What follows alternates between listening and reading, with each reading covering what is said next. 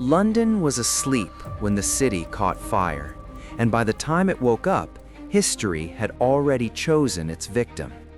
Imagine a single spark in the darkness of a narrow street, a spark so small it could fit between two fingers, yet powerful enough to erase a city, rewrite its future, and condemn a man whose name would almost vanish into ash. This is not just the story of the Great Fire of London. This is the story of how disaster, fear, and silence came together in 1666, and how one man may have paid with his life so that a city could find someone to blame.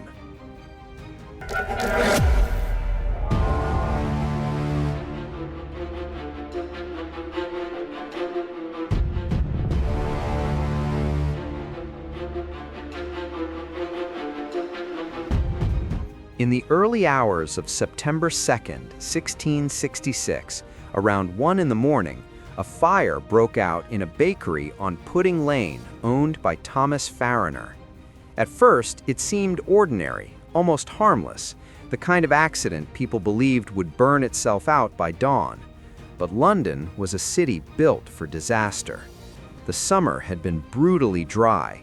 Wooden houses leaned so close to each other they almost touched.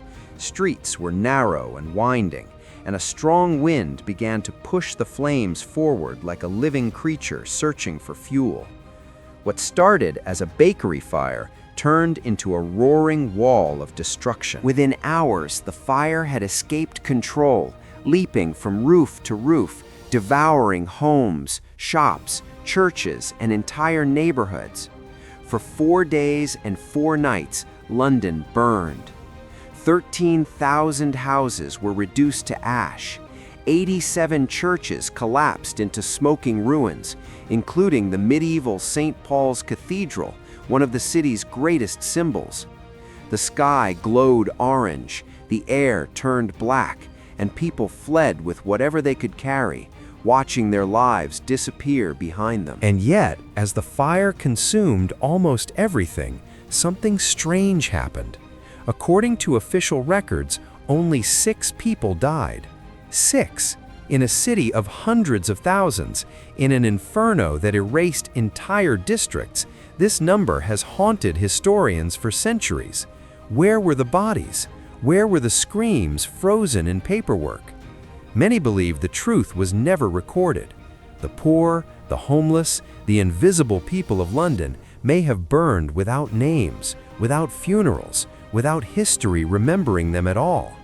Ash does not leave fingerprints, and fire does not keep lists. As the city smoldered, fear spread even faster than the flames. England was already tense. War with France and the Netherlands had poisoned public opinion. Foreigners were distrusted. Catholics were suspected. Anyone different became dangerous. People began to whisper that the fire was no accident. It had to be an attack. Someone had to be responsible. And when a city demands a villain, the truth becomes optional. Enter Robert Hubert, a French watchmaker, a man who would soon become one of the strangest figures in London's history. Hubert confessed to starting the fire. He claimed he was a spy sent by foreign enemies to burn the city to the ground.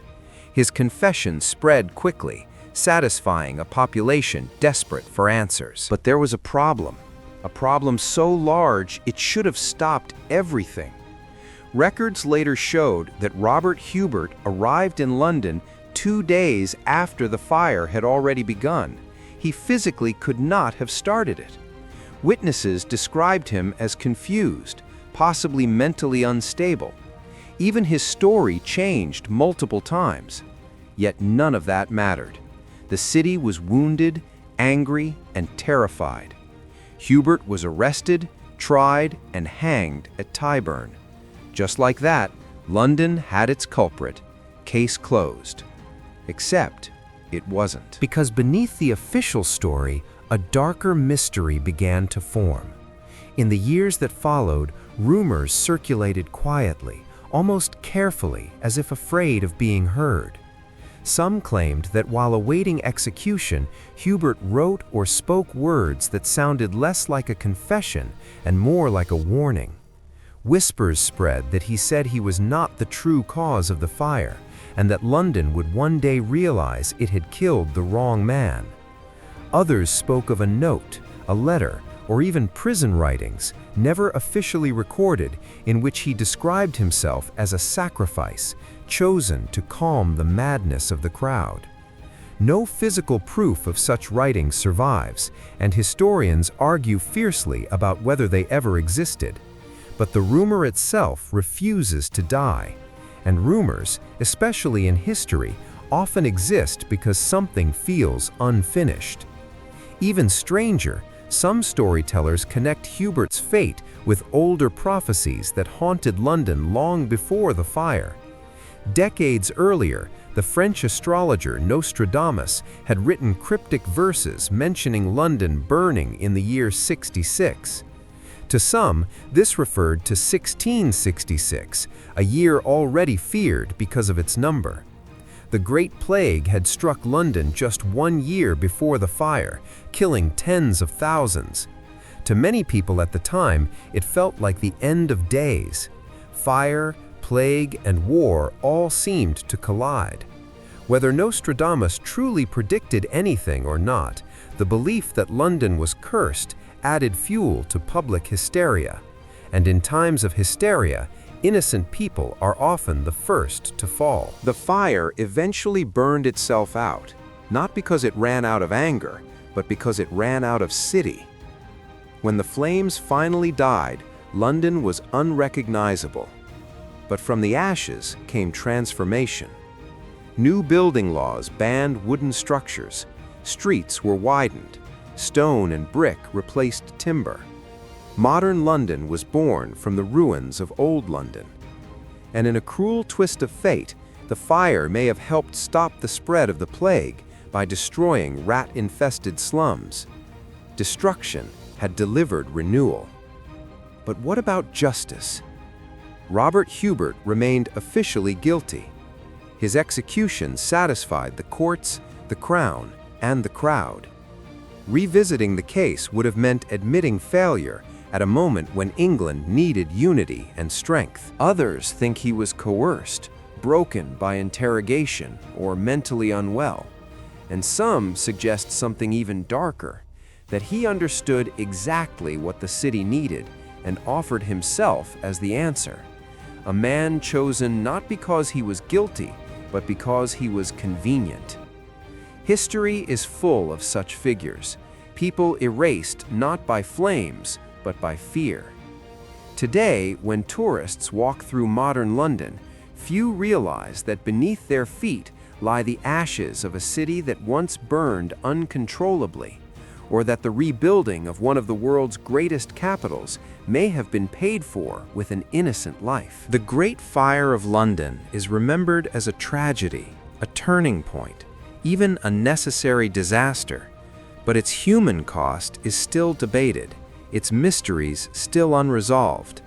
Did thousands die without record?